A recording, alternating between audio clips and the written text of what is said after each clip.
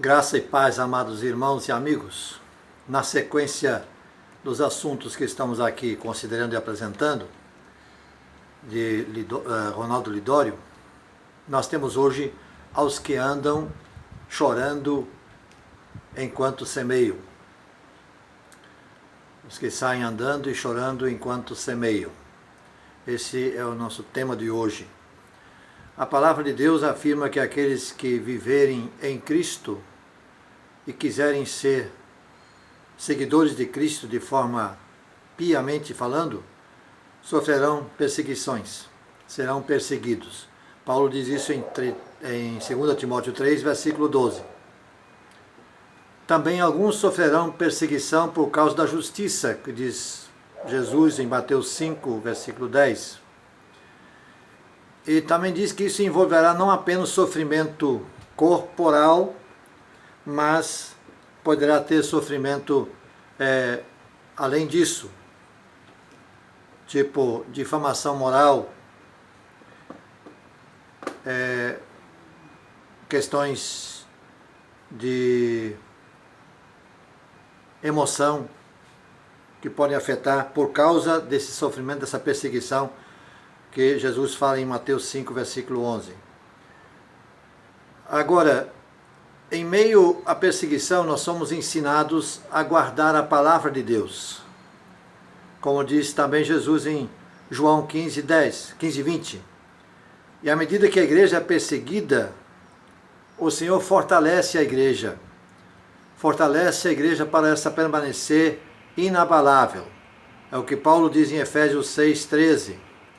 Em momentos difíceis, a mesma igreja que sofre é também aquela igreja que encontra em oposição, ou se encontra, digamos, em posição de dar grande testemunho de Cristo. Em Atos capítulo 8, a igreja primitiva passou por forte perseguição. E ensina a palavra que o sofrimento era físico, emocional e espiritual. No verso 1, o autor fala que a igreja sofria perseguição. O vocábulo diogmos significa dor física. No verso 2, lemos que a igreja pranteava a morte de Estevão.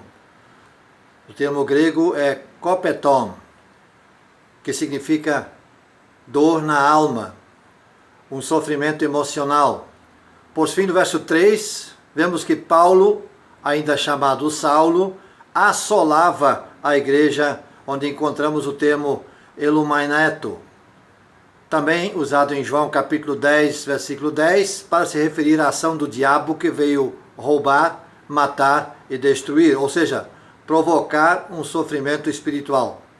E se o termo igual é usado para o caso de Paulo aqui, Saulo ainda chamado nesse tempo, podemos então, por dedução lógica, dizer que Saulo estava literalmente a serviço de Satanás. Entretanto, em meio a essas perseguições e sofrimento, de alguma forma que não compreendemos, Deus produz valentia e perseverança nos seus filhos, que abre largas portas para que Jesus se torne mais e mais conhecido. O mesmo ocorreu em Atos 8. Em meio a todo o sofrimento físico, emocional e espiritual, a igreja foi dispersa por toda parte, lá no versículo 1. Porém, como consequência dessa dispersão, o evangelho também se difundiu e foi proclamado em toda parte o evangelho de Cristo. Os seguidores de Cristo faziam isso. Vemos que multidões se converteram, conforme o versículo 6. Deus mostrou sinais e maravilhas, versículo 7. E por fim houve uma grande alegria em Samaria, com vidas sendo transformadas, versículo 8. Atos 8 é um texto que narra a poderosa intervenção de Deus em ambientes improváveis. Começa no verso 1 com uma grande perseguição e termina no verso 8 com a grande alegria. Parece que esse modo de operação de Deus continua mesmo hoje. Em meio a grandes perseguições, o Senhor tem produzido grandes alegrias. Talvez em virtude disso, quem sai andando e chorando enquanto semeia, volta sempre com alegria, trazendo os frutos escolhidos pela graça do Pai. Durante um seminário na área resistente à pregação do Evangelho na Ásia Central, procurei uma analogia que pudesse representar as equipes missionárias daquela região.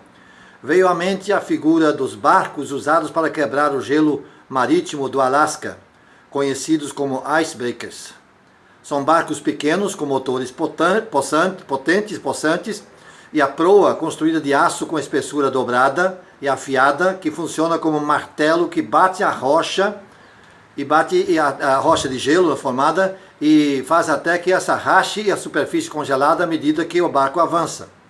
Após tais barcos realizarem seu trabalho, chegam os grandes navios turísticos que seguem para conhecer a linda e exótica região. Nesse momento o clima é de festa e deslumbramento. Porém, quebrar o gelo não foi tarefa fácil, nem rápida. Olhando os icebreakers de longe, tem-se a impressão de que estão parados em meio a enormes blocos de gelo. Observando mais de perto, porém, nota-se que o gelo tem sido quebrado metro a metro e os pequenos barcos se movimentam à frente vagarosamente, realizando tão pesado trabalho. Em várias partes do mundo, a Igreja de Cristo enfrenta restrições para existir e às vezes perseguição por partilhar a sua fé.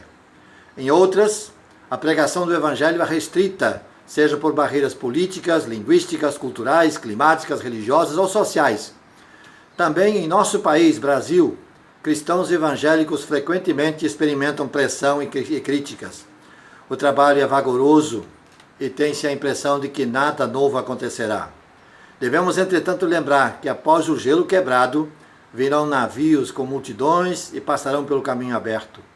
Neste dia haverá deslumbramento e alegria pela bondade do Senhor, que em meio ao contexto mais improvável fez algo novo acontecer.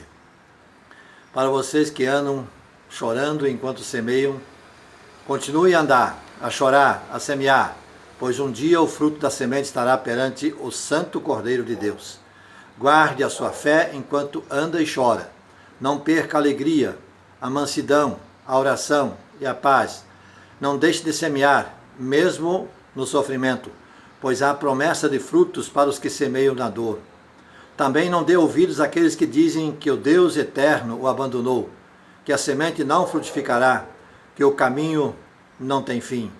Eles não sabem que o Cordeiro de Deus é também o poderoso leão de Judá. É nele que devemos depositar toda a nossa confiança, toda a nossa confiança, toda a nossa fé, e havemos de prosperar apesar de. Senhor Deus, muito obrigado por esse conforto e consolo. Ajude-nos a andar nessa confiança, nesta fé.